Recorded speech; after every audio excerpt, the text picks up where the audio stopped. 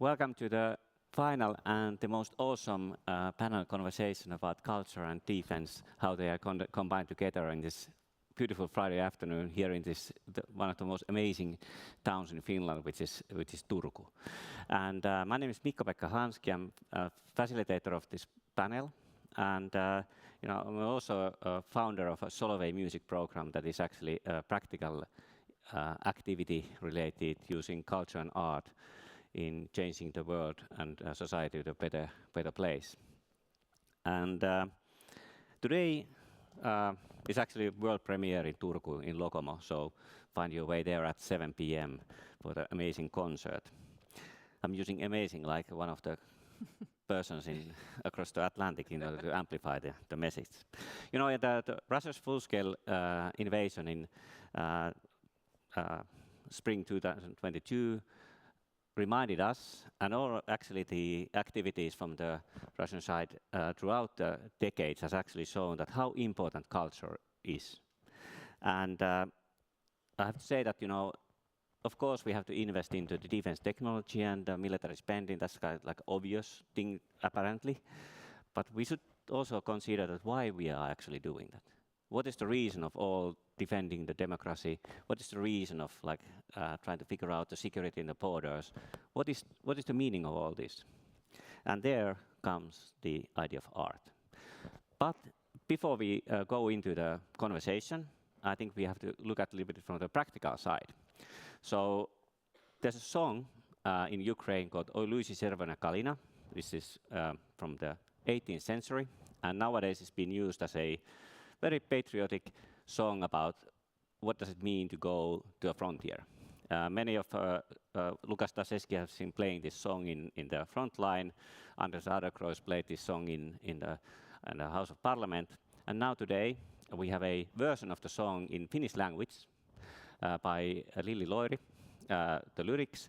And we have a really brave young Helka here to perform the song for us with a very interesting message about the whole art thing. So Helka, come over to the stage, and the stage is yours, please.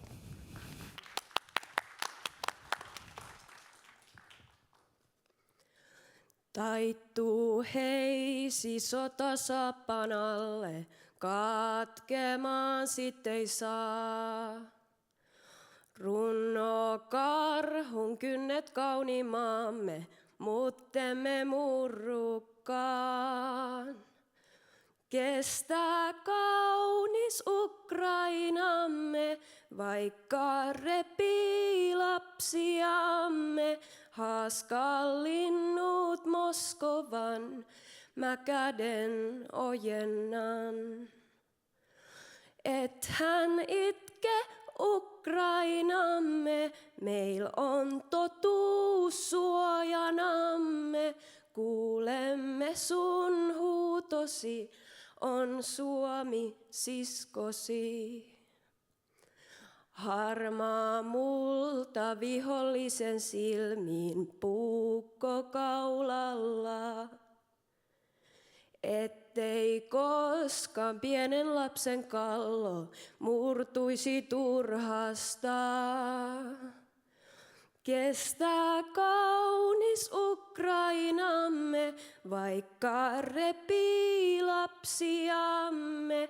Haaskaa linnut Moskovan, mä käden ojennan. Et hän itke Ukrainamme, meil on totuus suojanamme. Kuulemme sun huutosi, on Suomi siskosi. Nosta leuka, näetkö kuinka saamme voiton huomenna. Vuotaa maahan raakalaisen verta, heisipun juurella. Kestää kaunis Ukrainamme, vaikka repii lapsiamme. Haaskaa linnut Moskovan, mä käden ojennan. Et hän itke Ukrainamme. Ukrainamme, meil on totuus suojanamme. Kuulemme sun huutosi, on Suomi siskosi. Pieni taimi punaheisipuumme äidin ikkunalla. Lehvä polku pyörän tarakalla, kukkina tuulessa. Et hän itke Ukrainamme, meil on totuus suojanamme. Kuulemme sun huutosi, on Suomi siskosi.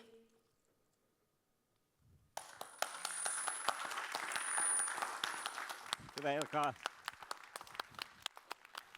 All right. Yes. Wow. Yeah. So, practical implication of art and impact. And let's talk about art and defense together. It's very counterintuitive, maybe, but let's explore this topic. But before we go to the topics, let us introduce who we are over here. So tell us, like, what's your role, what you're doing, and also, like, we have a question that, is there an art piece, a song, a painting, or anything that has moved you personally to act on the better world? So what about you, Johanna? Please tell us who you are and what's your song of your life. Let's Thank you. Great to be here. My name is Johanna Ruohonen. I work for the Finnish Cultural Foundation as the development director. I'm an art historian by training, and I used to be the director of our art museum, the Kirpila Art Collection, for the past 10 years.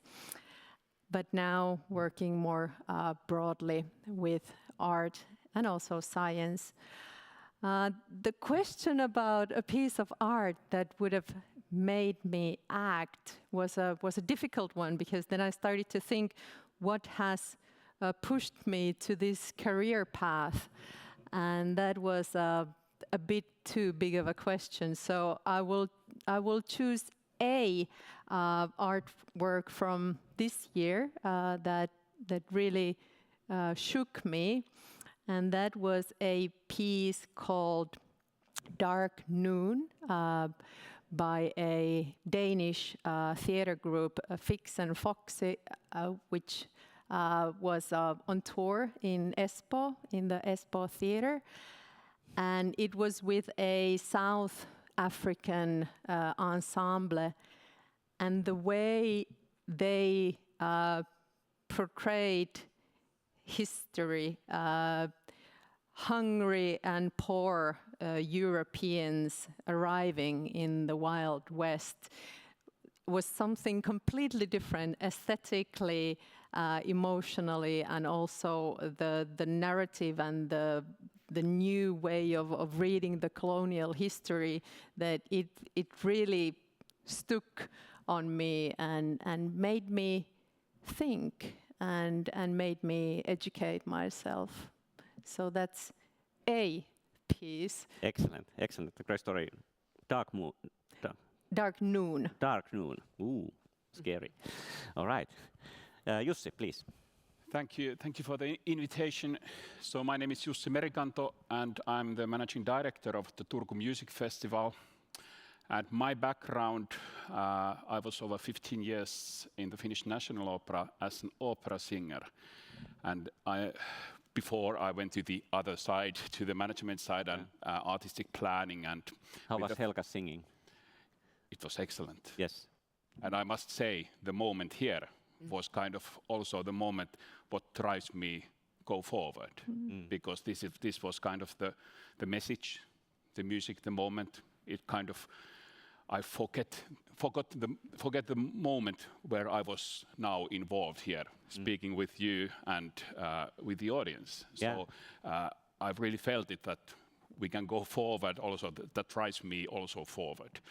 But that has also been my kind of whole career going, because I started on stage, kind of affecting on people, singing, seeing this thing and going, but kind of searching for the creativity, and I felt it that I go to the roots, to the management side, to the planning, to find collaboration, to find the evolution of art, and this was, I think, so interesting. But I feel the whole thing was going to this movement. So, but as an example, this moment here with this song, and it makes me kind of all the emotions came.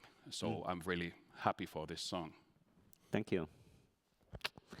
What about you, Vera?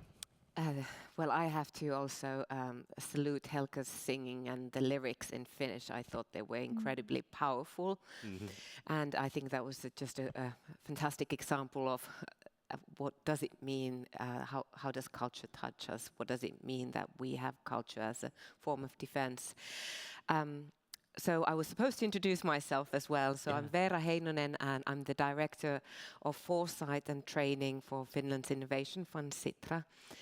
And the concrete example that I have of a piece of culture is a book by Tommi Kinnunen, who's a native Turku person, I believe.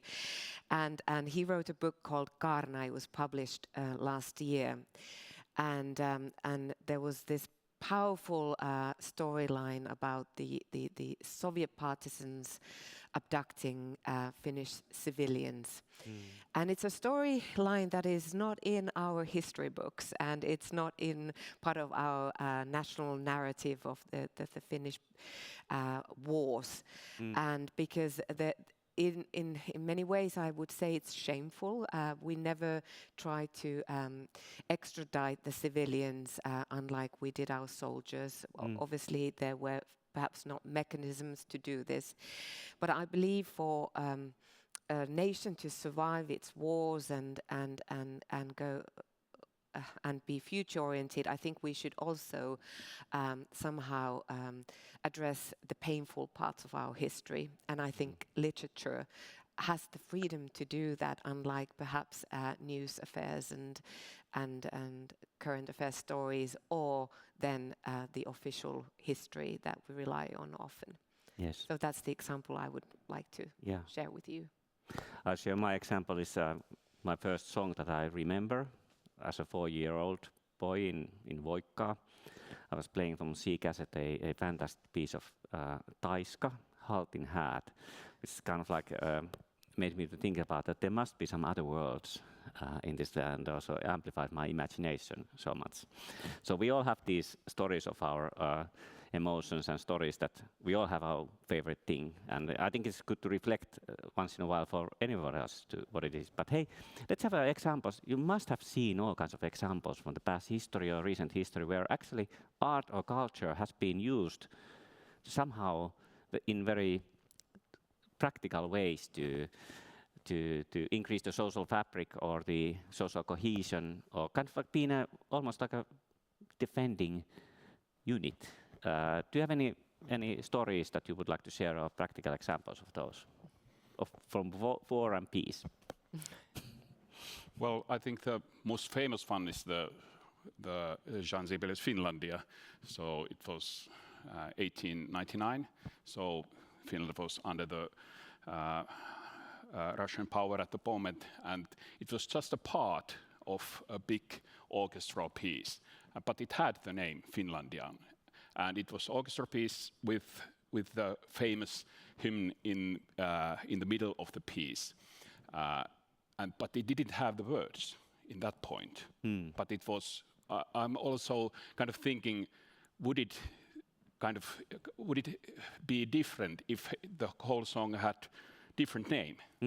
So the Finlandia name gives it some kind of direction also, what to think, what to feel. But it's just one name. What kind of power had just the name Finlandia?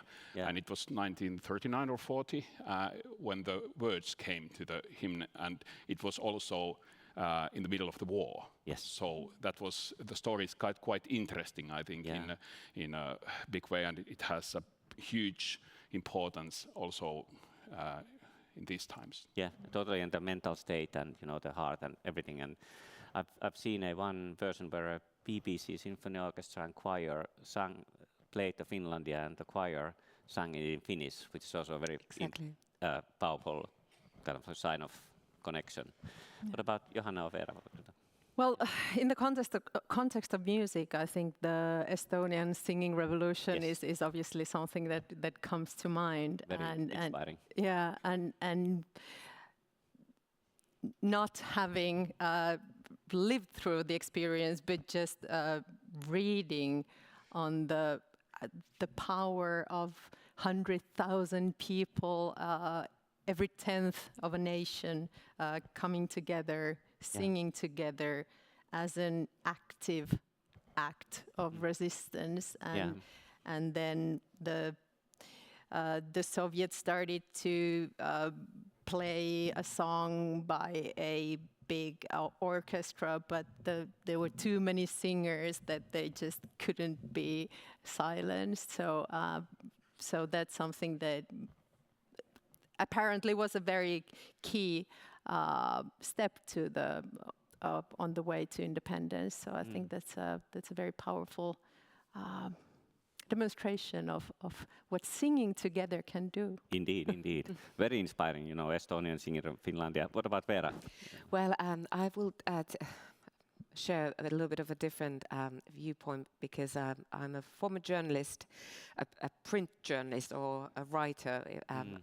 Print is very old-fashioned these days, but nonetheless, I love words, and I think the U.S. Declaration of Independence, life, liberty, and the pursuit of happiness is an extremely powerful cultural statement. Yes. And because it's a fantastic statement for an immigrant nation that wanted to also message inclusivity and for its universality and how it actually is very enduring. And regardless of the problems that the US is facing these days, it does not take away the powerfulness of that statement. And words. And the words. The most dangerous weapon, I would say. Yes, the most powerful, and it can unite. Yes. But they can become also weaponized, obviously. One question I have in mind, because like art has to be like free of expression. It has to like have this own autonomy of doing. And now we are talking about art as in a tool for something. So should we consider art be more like a tool for defending our democracy, or should it be just go freely to somewhere? What's your opinion about how much we should actually guide the whole artistic community that, hey, come on, let's do some, songs? Yeah. Isn't art always the reflection of society and events in a sense as well? Yeah. It can't be removed from society, and it's something that grows into action. So I don't think there are wrong initiatives for art. Yes. But I do understand that obviously Ukrainian artists and the culture sector has been mobilized in the culture, the war effort. Because this is you are defending the culture as well. Yes, I mean, in the broadest sense, aren't you? And the narratives and the stories. I'm not an expert in Soviet culture or expression, but I do think it's also an interesting period, that kind of centralized culture and expression. Or how do we find Chinese art? Yes. And how do authoritarian states actually succeed in culture and art? I think is a big question. It is a big question. What about Jussi? Any thoughts on that one? Well, it's an interesting question, and there is always the debate: is art part of politics, and what kind of different cultural policy models we have in the world? So we have very different models. So it's difficult questions, and some also here in Finland there are kind of values, and when you apply grants or that kind of things, there are kind of structures that you have to also fulfill. So, and I think it's important that we have some kind of values that we that are important in that case. Yeah. I just want to refer a couple of examples from Ukraine, what is currently going on. There's like 3 big things. So one of them is poet Taras Shevchenko, is the national poet. And in the Soviet times, he was referred as a very Soviet poet. He was actually very avant-garde, almost like an Eino Leino style of like an avant-garde person, and very, very Ukrainian, created all these things. Now there's like a big movement to change the perception of Taras Shevchenko being only Ukrainian, that's any relationship to Moscow. The second one is that just like about 3 months ago, in Lavra, which is the main church of the Patriarch in Kyiv, they were able to get the Kirill line, you know, the Moscow Patriarch priest, away from there. And on that time, one of the priests were painting himself into all the holy people over there. So churches and religion is very much where the fight is ongoing. And thirdly, there is a actually operative unit now called Cultural Forces of Ukraine, where musicians in the frontier or wounded soldiers are playing music to the frontier and to the homeland, and also touring internationally. And that's like a very practical approach to do it, like Tapio Rautavaara did in the 40s. So if you continue from there, I think this culture, of course, it's like gives us stories and meaning on what is this like being in Finland or this, and it's called, we could say that it's kind of like an emotional infrastructure. And also in our security diamond, we have cognitive resilience and psychological resilience as one of these things. So what do you think that are the main assets of the emotional infrastructure or cognitive resilience here in Finland that we have right now? What are the examples? Culture Foundation, of course. Of course. And Turku Music Festival, of course, and of course Sitra Innovation Fund. But besides those.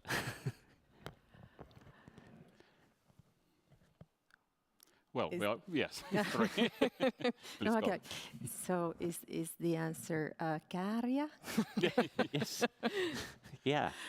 No, go ahead. Yeah, well, good example is also next to it here, the Turku Theatre is coming to new building, Fuga, the new concert house. So there are walls. So what we are kind of building then inside it. So that's a task that we are having at the moment. Yes. And as a festival, it's interesting to see, for example, this summer also, where the audience is going. Well, because we have different kind of various concerts, we have almost 40 concerts. So you can also kind of read the emotion of the audience in somehow. And in this time of when it's really uncertain, things happening in the world, people are kind of waiting. So they kind of want to have something that they feel really secure.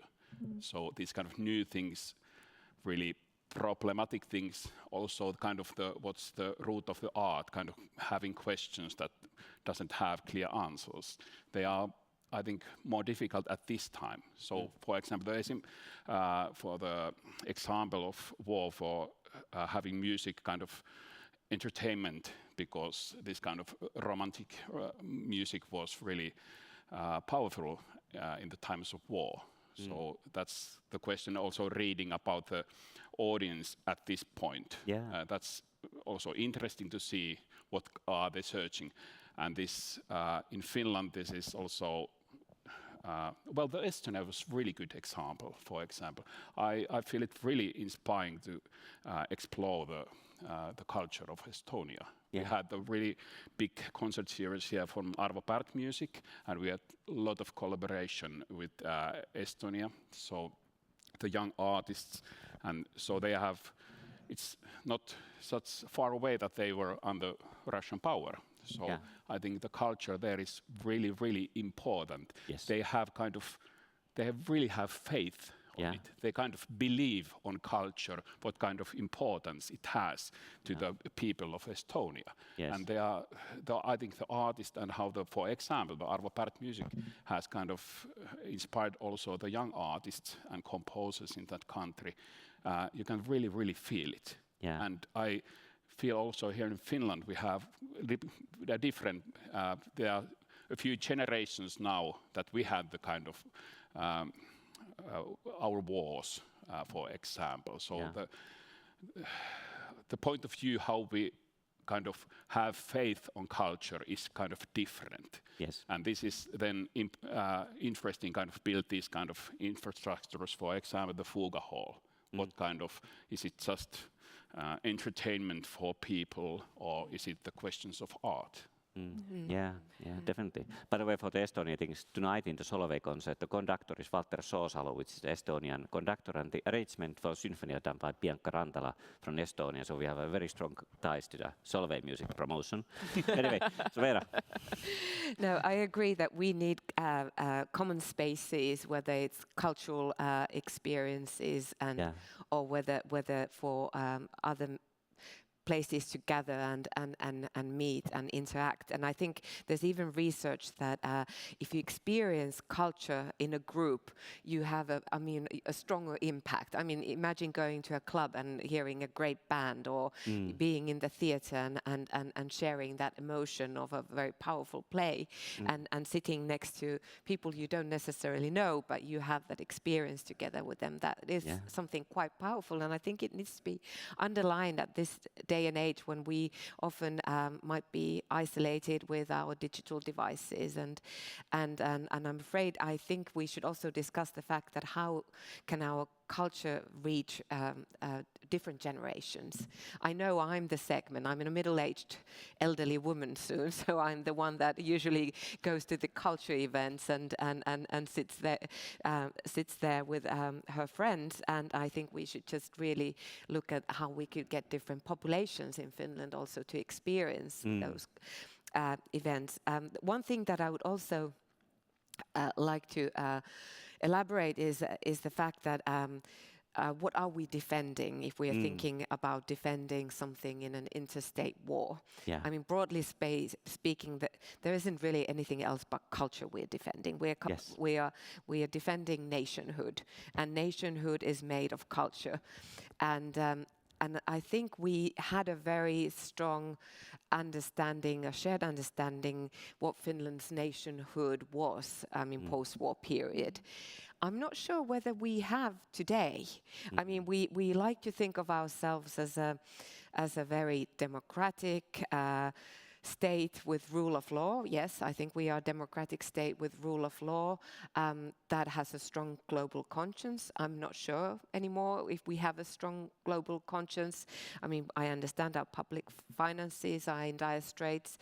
Are we a Nordic welfare state? I mean, I think these are things we should also elaborate, discuss, and think through, because we really need to know what we are defending if we have to defend.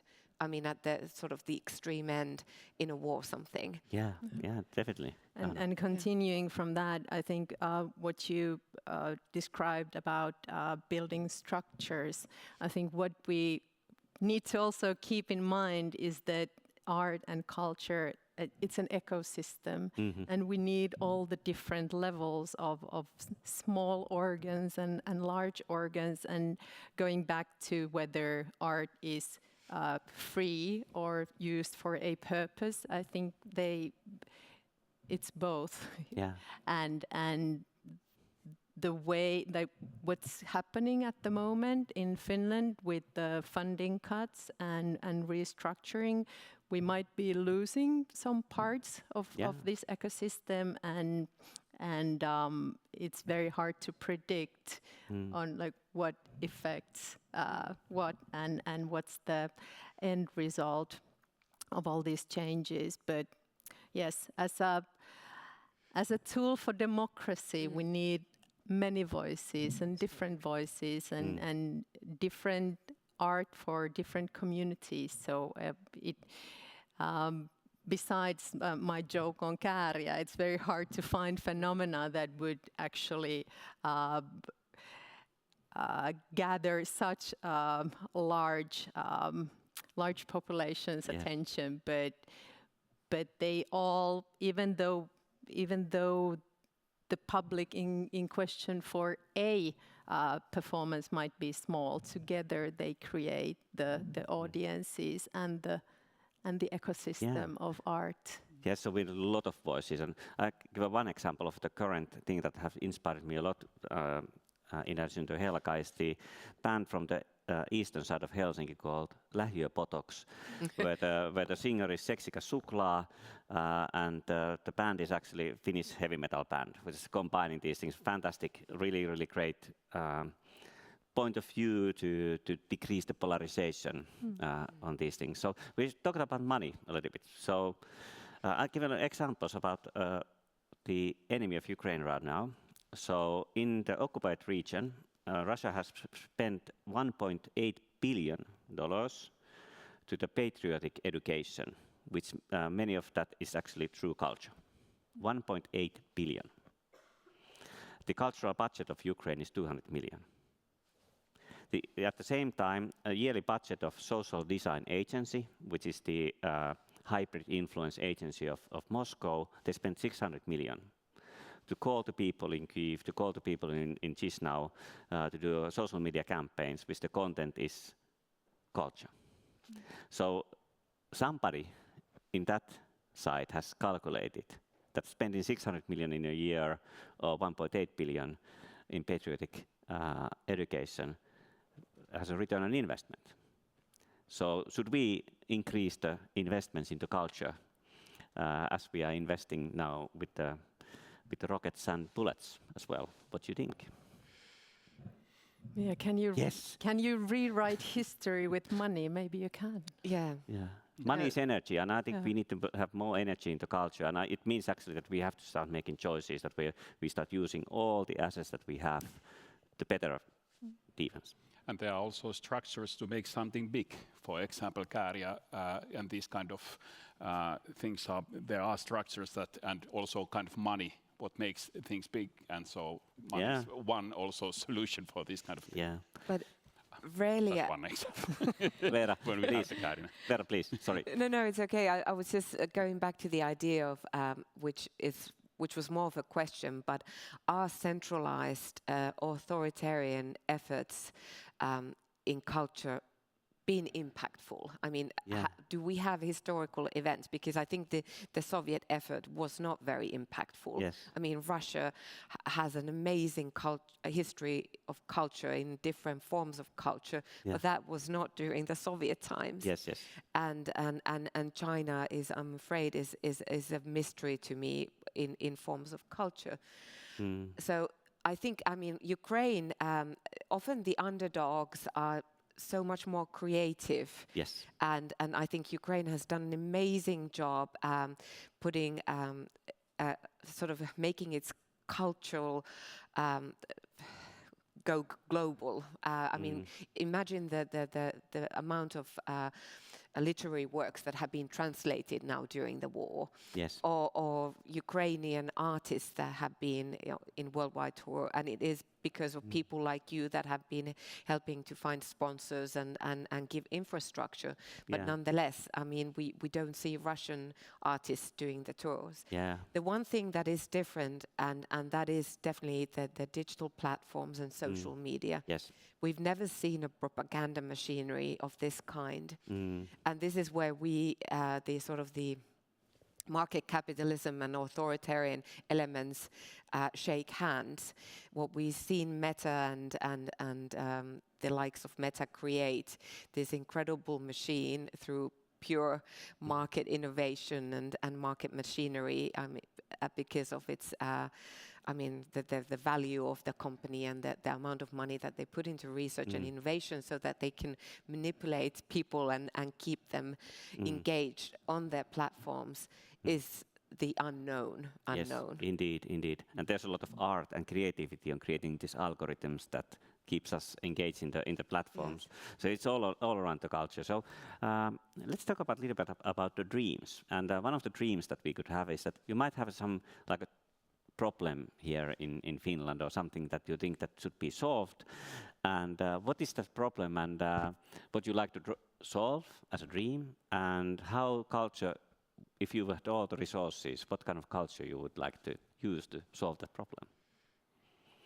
I have a couple of ideas already, but I can start. We discussed it with Veera beforehand. We have a Russian-speaking minority in Finland, and the media that they are using is from different Telegram channels. We don't know exactly. we know from Estonia the situation. And if people are living over here, we have to like get along with each other. And I think that's one of the dreams that I have, that we could find a very elegant solution to solving that. We are not going to the road of polarization or cancelling people who live over here. And I think that's because, why I think this, because these divided nations are the most easiest target for imperialists. So that's, I think, one of the challenges that I would like for us to think about very thoroughly here in Finland. But what about you guys? Well, I could continue, and I've thought about this often lately, and I think is how could we make the Finnish story more inclusive? Because we have more people with immigrant backgrounds, and it's understandable that perhaps their ancestors have not, their grandparents have not been in the Finnish Winter War and the Continuation War.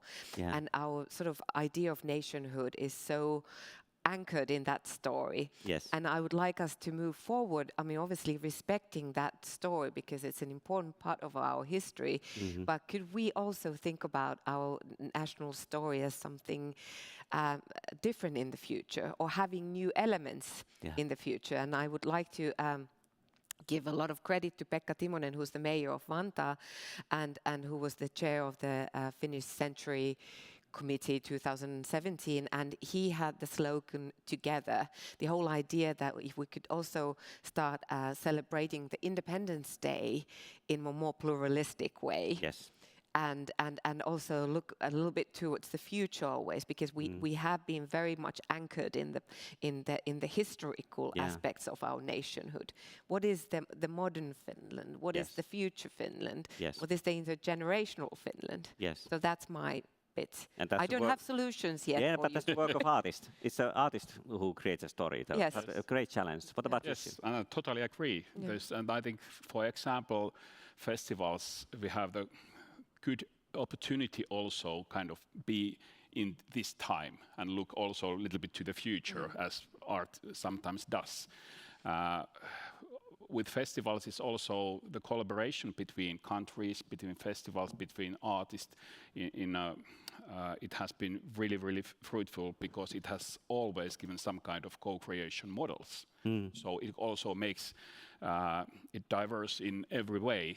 The festival, the art, and what's also kind of left, for example, here in Turku. Not just a concert with nice artists and standing ovations or something like that. It's really important, the emotions, but I always search with this kind of collaboration. It's one artist or an organization or country. We have co-creation model, and we can kind of also build a bigger picture also to the story of Finland and Turku.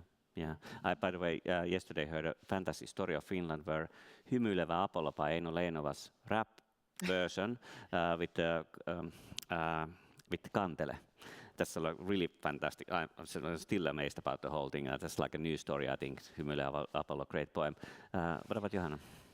Well, I don't know if I should go back to Dark Noon now, because when we're talking about the more inclusive Finland and more pluralistic, I think it's crucial that we also open up to other countries and other ideas and other directions. And it's a two-way direction. We need to go out and we need to bring new ideas in, and as Juvera said, we really need to understand Finnishness in a new way. And I think this is if we want to weaponize art for something, this is a target that it's already weaponized by itself. So we just need to also give floor and resources and opportunities and the Fuga main stage and grants to new Finnish and different communities and not only the usual suspects. Yeah, and like Eurooppa-foorumi over here, Yes. having us in the States talking about culture, and Finlandia and Lähiöpotoksen Kääriä and Timo Kinnunen, these things. More we talk about art and culture, more it flourishes, and let's have these things. So before we end this thing, I would like to show you a video from Ukraine that I got last week from the cultural forces of Ukraine. So let's watch the video and see what does this cultural activity in the war-going country actually mean in practice. So can you put the video to show us? Ukraine's fight for freedom goes on. Russia brought destruction and havoc to the normality, education, religion, culture. As death negates life, Russia demonstrates no will to stop its extreme brutality against Ukraine. Ukraine is fighting for its survival, culture, and identity. Cultural forces emerged through the blood and fire of this existential war fight. On the battleground and beyond, cultural forces supports the homeland through the word, image, and song. We use all means to not allow the enemy to quell the voice of the nation, for the culture reflects the traumatic war experience but also bridges generations. Through song, cultural forces create a powerful bonding between the army and civilians. We reinforce the morale of the fighting nation as we go hand in hand through the most testing times in Ukraine's history. Ukrainian artists took up arms but didn't stop creating. This is how cultural forces came into being. Our mobile groups operate on the front lines, in the hospitals and rehabilitation centers. To date, we have organized over 5,000 cultural events. Songs, poetry, films. We contribute to minutely preserve arts born under fire. They become public narrative of the culture of remembrance, faith, valor, and warrior ethos as we present them firsthand. We save stories of warfighting excellence for us, the living, and the generations to come. For never before have we had so much pain and felt so strong at a time. We link front lines with the rear through books. Cultural forces sent more than 31,000 printed books to soldiers. We open up Ukraine to the world through cultural diplomacy. To date, we've had missions to the United States, Turkey, Germany, Poland, Belgium, and counting. Russia aims to destroy the Ukrainian culture, for Ukraine is a part of the free world with a functioning democracy. Free Ukraine is an existential threat to the Russian autocracy, the key reason for its outright barbarism against the nation of peace. But we don't feel abandoned in this very hard fight. So we must ensure that Russia will never again try to take one more kilometer of Ukraine land. This will require robust security guarantees. We are grateful to the free nations of the world for supporting Ukraine. Thank you. Yeah. And also how this is connected to Turku. Solovei Music is part of cultural forces of Ukraine, and I got a message from Ilya before going to this panel that it's great that they feel that they are not alone in these things. So I think we are all together, and we know that the plural, the inclusiveness creates the great stories for the culture, and I think it's all our job to be part of the culture. I think €1 to culture, the ticket to concert, going to the art history, buying a book, going to Turku Music Festival 2026 would be amazing. So all of those activities are part of the same thing, and of course give a floor to the beautiful creative minds and hearts of the artists. Thank you, Veera, Jussi, and Johanna, for this really insightful conversation. And I think this also concludes the Eurooppa-forum's conversation, at least in the main stage. So I think this has been the best so far. Because this is the only one I've been seeing, actually. Anyway, so thank you for the Eurooppa-forum for having us as stage, and thank you for coming, and all the streaming. Millions of people watching this one streaming. Thank you as well, and hope to see you in Solovei Music World Premiere in Lokomo in 7 p.m. tonight. Okay, thank you. Thank you very much. Thank you.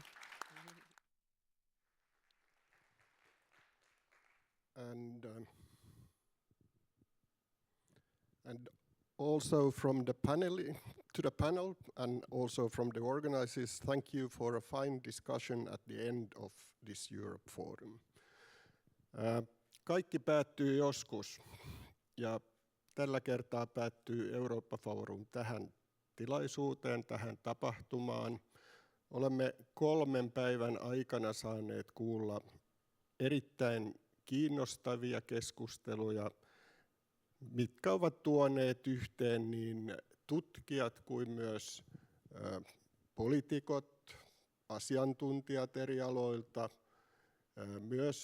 myös monia asiantuntijoita tai toimijoita ulkomailta.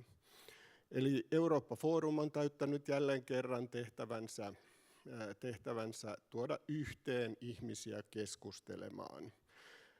Tämä on ollut myös kaikkein suurin Eurooppa-forum yleisön osalta. Meillä on ollut reilusti yli 1000 paikan päällä kävijää, ja varmaankin lyömme myös, niistä ei ole vielä numeroita, mutta varmaankin lyömme myös ennätykset netissä, koska meillä on ollut sekä striimauksia Yle Areenan kautta että ohjelmajärjestäjän omien sivujen kautta. Minä olen Marko Juuas, olen varapuheenjohtaja Eurooppa-forum ry:ssä, ja aivan viimeiseksi minulla on ilo lausua kiitoksia kaikille toimijoille. Eli kiitos yleisö sekä paikan päällä että netissä. Teitä tarvitaan keskustelemaan ja myös kuuntelemaan ja oppimaan monia uusia asioita. Kiitän myös kaikkia ohjelmajärjestäjiä. Ilman teitä ei Eurooppa-foorumia olisi. Ja strategianeuvostoamme, koska strategianeuvosto tuo meille monia uusia ideoita, että mitä uusia asioita otetaan esille tulevina vuosina.